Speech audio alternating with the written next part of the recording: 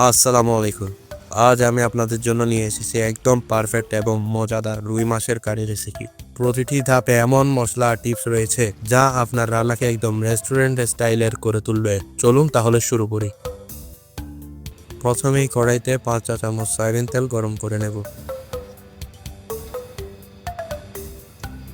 অন্যদিকে রুই মাছের কয়েক টুকরো নিয়ে মশলা মাখিয়ে নেব। এখানে দিয়ে দিব 1 চা চামচ হলুদ গুঁড়ো,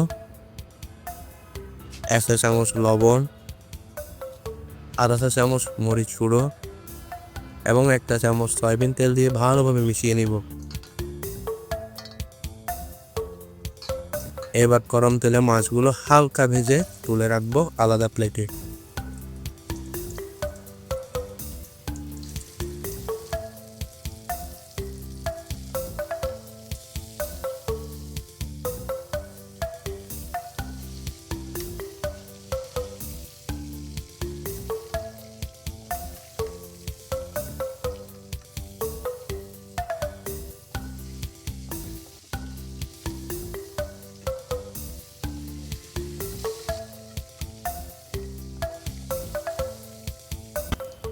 মাছ ভাজার পরে ওই তেলে যোগ করবো আরো 2 চা চামচ সয়াবিন তেল। তেল গরম হলে এর মধ্যে দিয়ে দেব আধা চা চামচ পেঁয়াজ কুচি,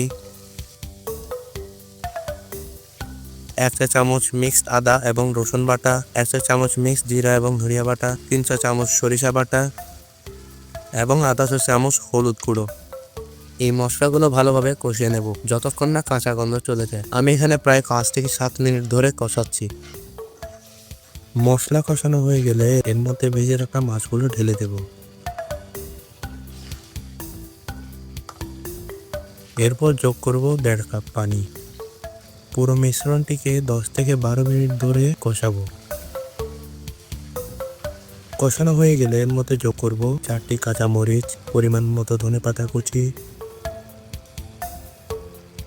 এবং আধা চা চামচ ভাজা জিরার গুঁড়ো। এটাই তৈরি হয়ে গেল আমাদের মশলাদার রুই মাছের সর্ষে ঝাল কারি। গরম ভাতের সাথে পরিবেশন করুন এবং উপভোগ করুন। এই সহজ রেসিপিটি ট্রাই করে দেখুন এবং পরিবার বা মেহমানদের তাক লাগিয়ে দিন। ভালো লাগলে লাইক, শেয়ার এবং সাবস্ক্রাইব করতে ভুলবেন না। নতুন নতুন রেসিপি নিয়ে আবার আসবো খুব শীঘ্র। ধন্যবাদ।